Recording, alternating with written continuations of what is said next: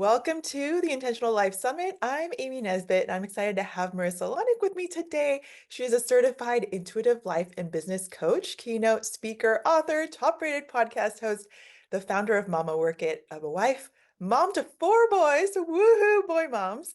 And after spending nearly 15 years in corporate leadership positions, she shifted gears to become full-time time and business momager to now help busy moms that juggle mom life, work life, wife life, fill in the blank life to achieve their dreams that they didn't know they could achieve through her books, courses, and coaching programs. So, welcome, Marissa.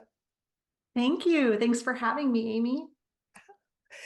Many people are meeting you for the first time. So, can you share your quick story of how you came to where you are? Absolutely. So, hello, first of all. Thank you for joining. Thanks for giving us some of your precious time today. So, my name's Marisa Lonic, as Amy said, and I will just give you a really short version of a much longer story. So, I became a mom in 2013. I gave birth to premature twins during that time. So, it was like baptism by fire into motherhood. And a few months later went back to work and I was a working mom doing all the working mom things. And even though from the outside looking in, it looked like I really had it together, I had my childcare in place. I had a great job that I loved. I had a home that was, fairly tidy. I mean, twins. So, you can imagine. I was married and I still am married and all those things. And I felt, though, internally like the hot mess express. I don't know if you can relate to that. Even though Absolutely. externally it's looking like I got it together, internally I was falling apart. And how that would manifest for me would be I'd feel resentful because I'd feel like I was carrying the weight of the world on my shoulders. I'd feel frustrated. I'd feel tired, exhausted. I'd feel stressed. I'd feel guilty. I mean, all those negative feelings. And lo and behold, during this very stressful period when I felt like I had no time ever for myself, I got offered this really awesome job promotion during that time. And my first thought was, how could I possibly take on a new job with more responsibility, which, by the way, meant moving cross country, to say the least, with my family? And so I initially turned down this amazing opportunity and was completely plagued with regret after that for a few days, and then quickly asked if it could be reinstated. Thankfully, it could be. And my family and I, we moved across the country, literally from New York to California. I started this new role. And what it did was it propelled me into being even better, managing my time, obviously being more efficient, being more intentional. But it also shifted a lot of things internally for me because I was tapping into an important part of myself, which is my ambition and my, wanting to grow in my career and also show up as the best possible mom at home and best wife and all these roles that I had. And so I would get this question all the time of like, how do you have the time? Because by the way, after I moved and transitioned and got settled, I started a working mom blog because why not? Right. And so I'd get this question all the time. We were adding to our family by then. I was pregnant with my third son. And I thought, time, this is probably an area a lot of moms struggle with, not just me and what I've been through, and maybe I'm doing something right. And so I started helping moms with time management, with productivity, and especially working moms, because I felt like there were tons of resources out there for parenting and career growth, but not necessarily the two together. And it's a really unique place to be. And so that's where my business was born, Mama Work It. It started as a side hustle alongside my corporate career. It turned into my main hustle 3 years in. And now I've been doing it for coming up 6 years, or actually just about 6 years. I love so many aspects of this because I am also a full-time corporate working mom, and I remember a conversation with between two of my coworkers, and one was pregnant, the other one had a newborn, and the pregnant mom was asking, or the pregnant coworker was asking, how do you feel about your job? Do you feel so much less productive? And the newborn mom was like, no, I actually feel more productive because I don't have time to not be productive, right? There's another body waiting for me and I still need to get stuff done. And so we're like, yeah, moms, man, we We're so we have to efficient. figure out how to, We're yeah, so how to do it. efficient. Yes, yes. So this brings me into a great place because so many moms, regardless of whether they work in or out of the house, may think, I never get a break or I don't have the time, right? You mentioned this, I don't have Mhm. the time is like the one of the biggest things I hear and that we all talk about.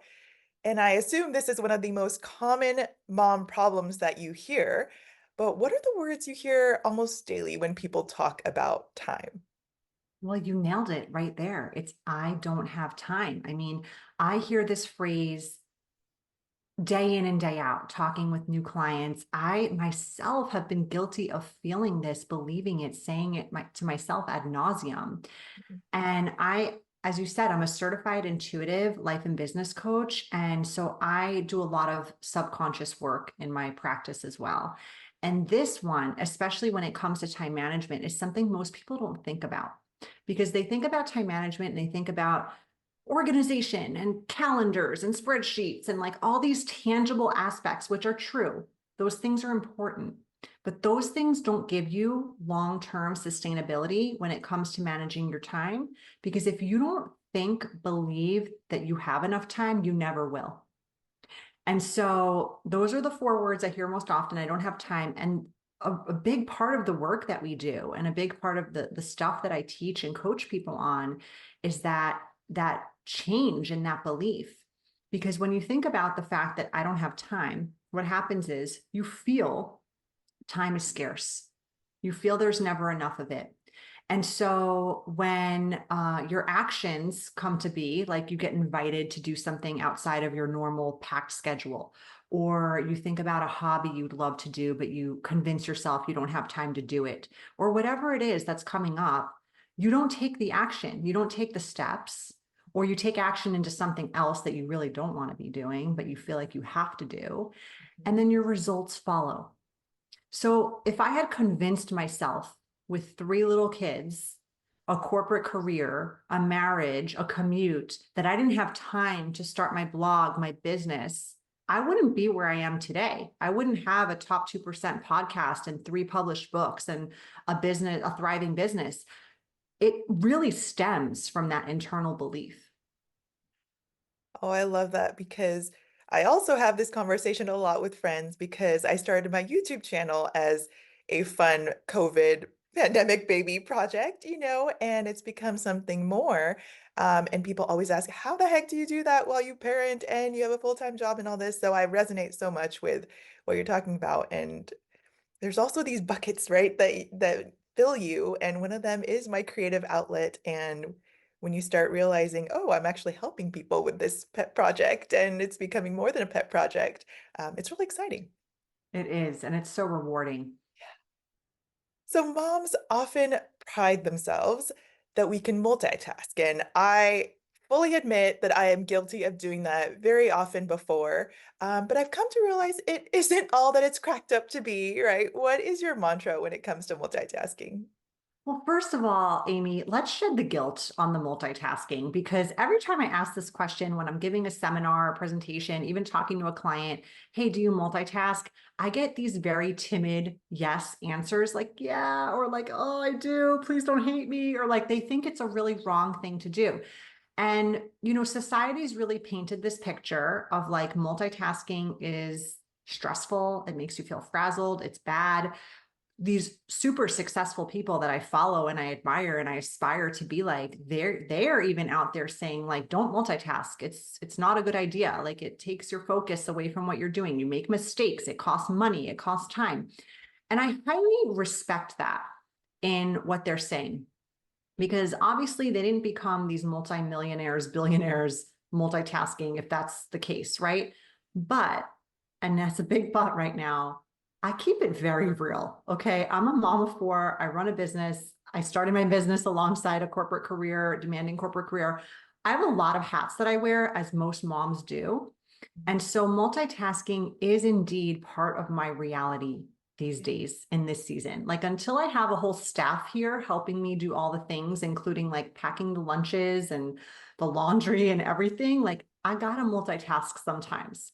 But the mantra that I've, acquired and that I like to share with people that has really changed in my ability to multitask effectively is this, and you're going to want to write this down. You want to multitask the mindless and you want to solo task the mindful.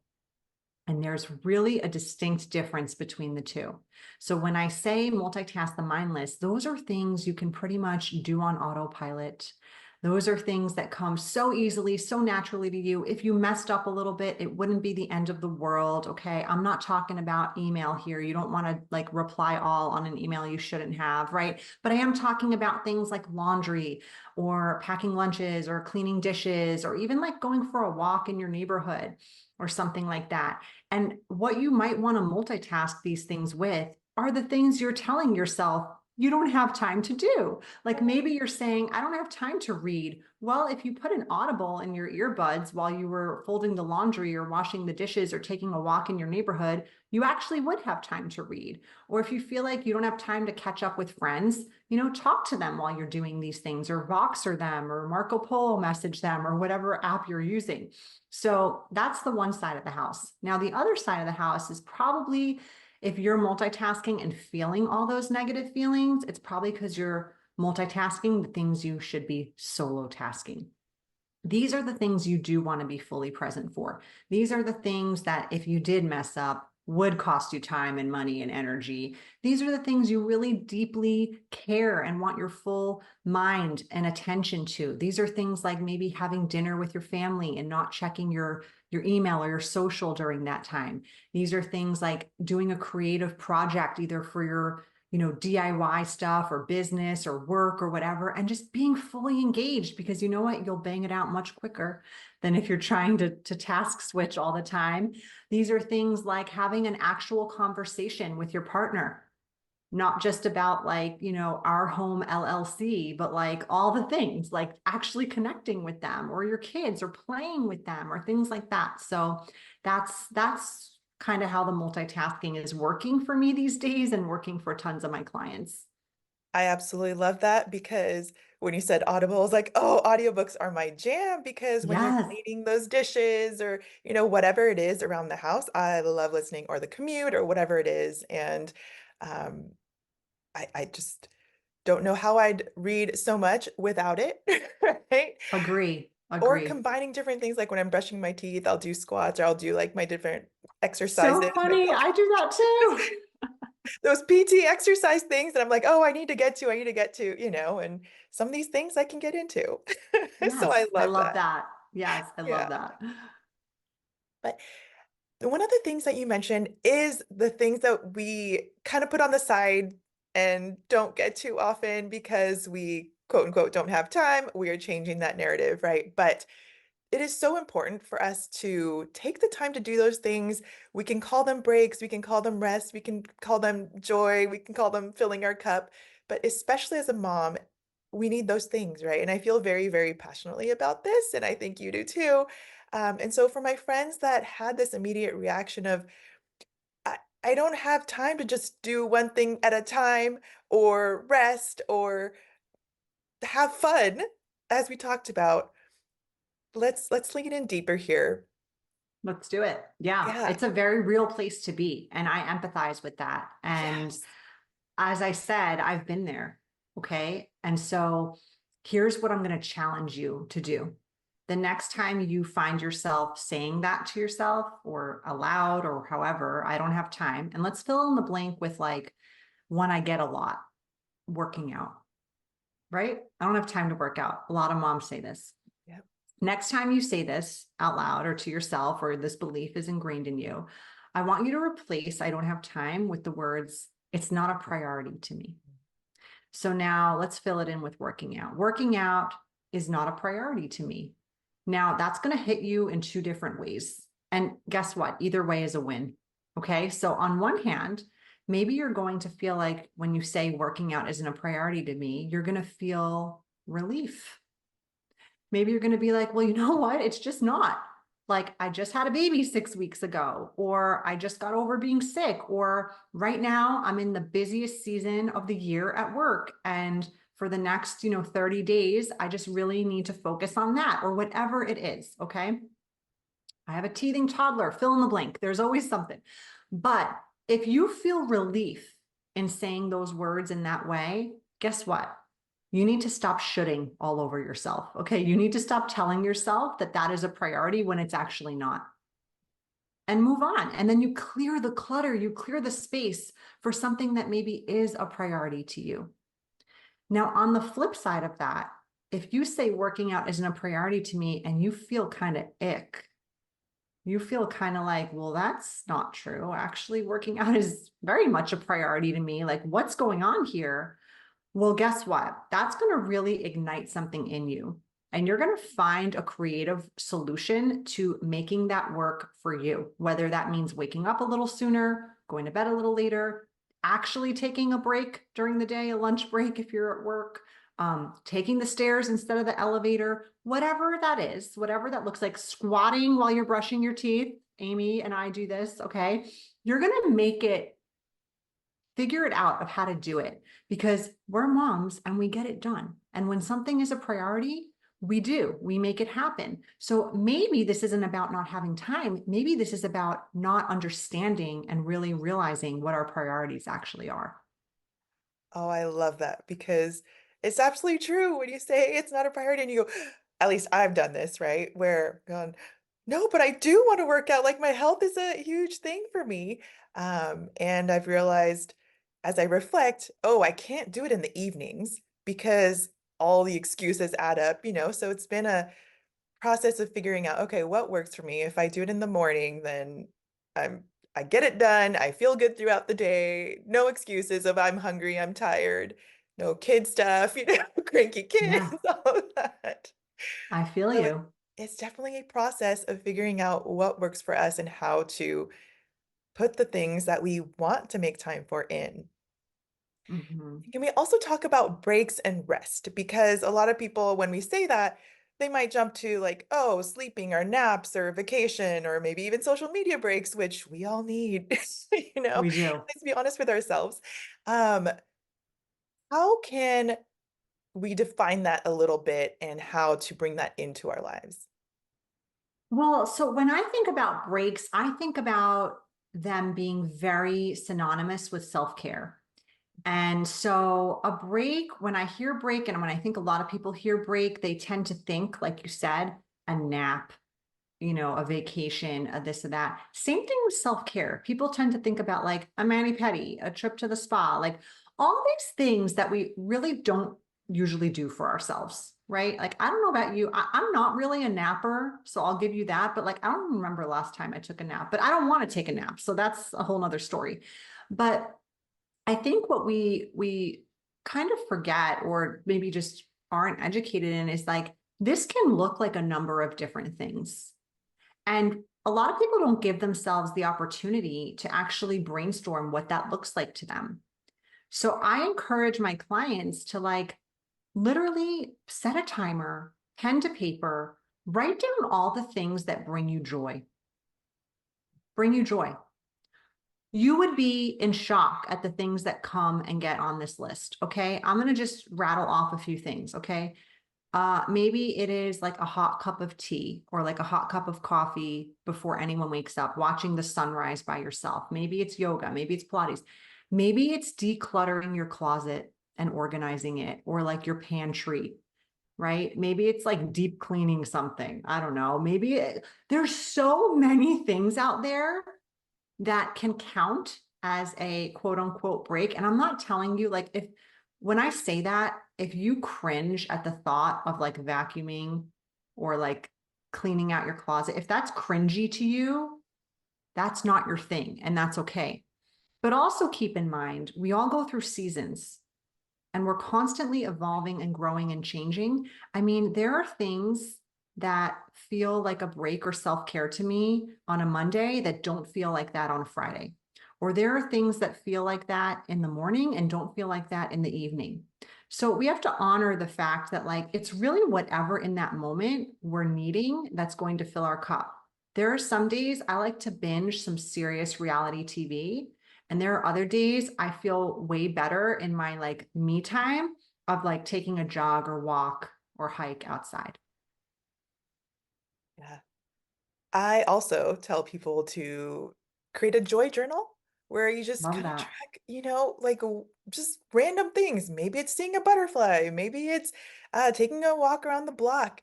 For me, I also really like when coworkers come by and say, "Do you want to grab water?" And we chat and we walk and it takes a break. And am I being productive at work?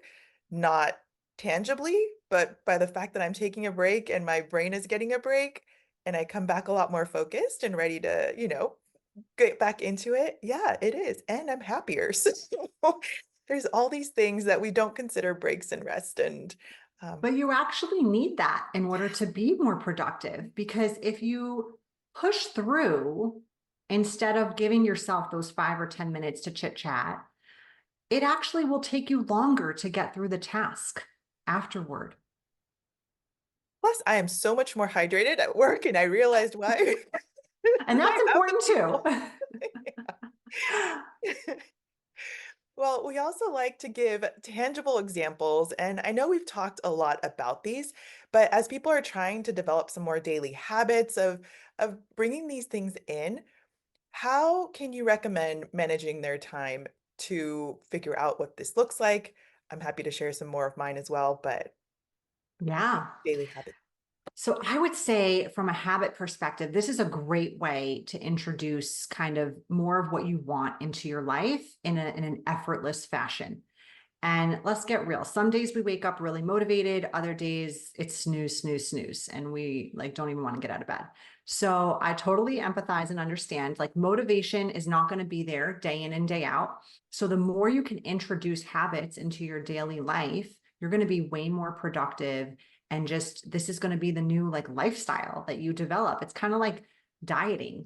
Like you don't want to be on a diet your whole life, but you do want it to be a lifestyle, a healthy lifestyle that you kind of subscribe to. It's the best way to kind of, maintain what you want in your health and wellness. So when it comes to habits, I like to tell people to start very small, like very small. Okay. So if you are someone who, let's just take the exercise example again, hasn't really worked out or seen a gym or like walked more than, 10 minutes casually in the past year or so, you're not going to now make your habit going to CrossFit 5 days a week, right? That would be a huge jump, a huge difference. I'm not telling you not to try that if you don't want to, but it might be a habit that is really challenging to consistently maintain and to really make it stick. But you may want to say, hey, I'm going to commit to walking a mile a day. Or you may say, I'm going to commit to, squatting while I brush my teeth or something like that. And so you start with a small habit. And then as time goes on, you challenge yourself, you add to that.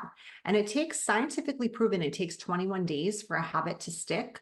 So I have this incredible free resource that I'd love to gift, our participants today.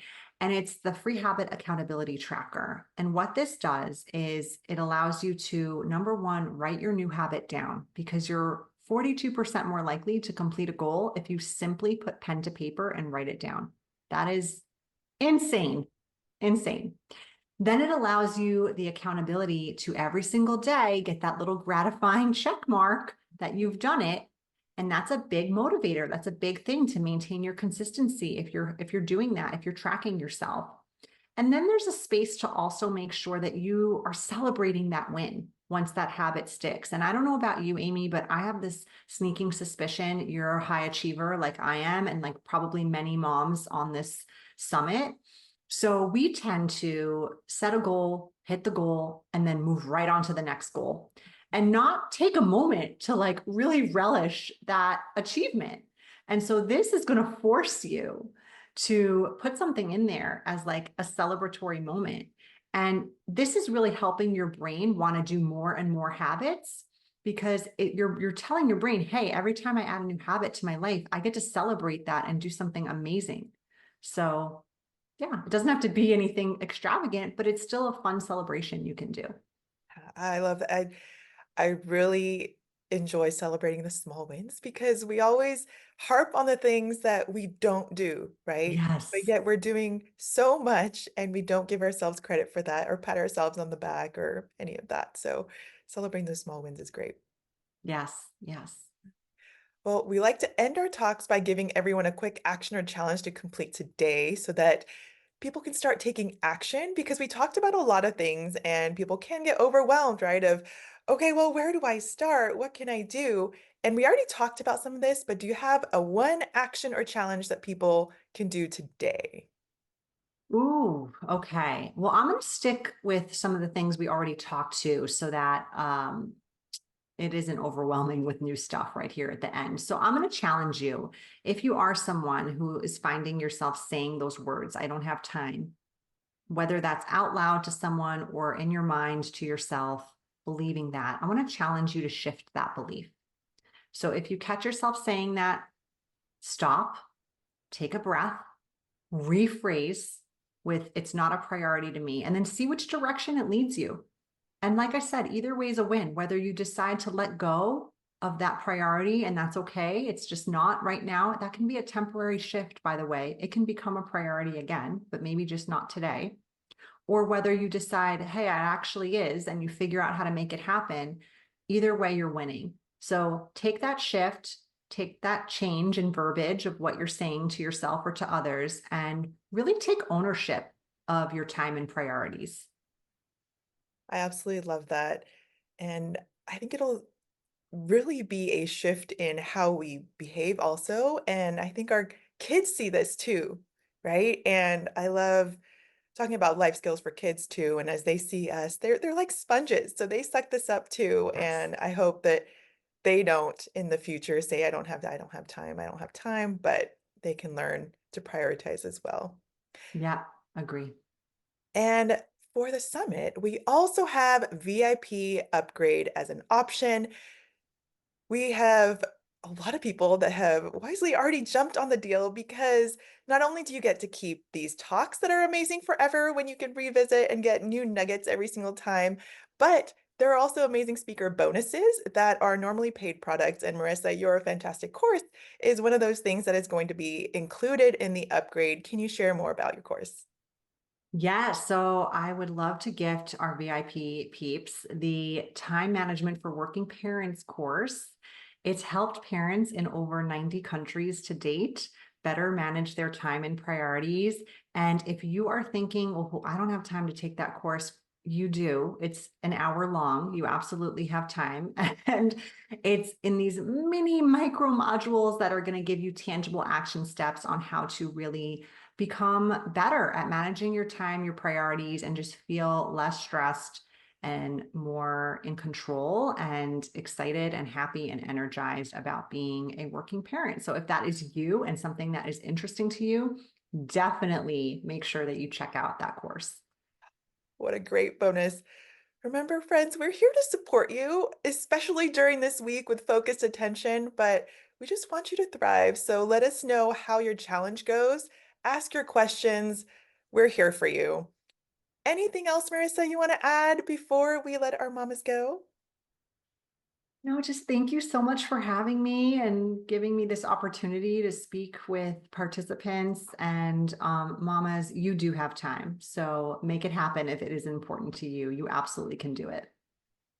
I loved having this conversation. Thank you, Marissa, again for sharing your wisdom and encouragement so that we can all make time for what we want and start thriving in motherhood.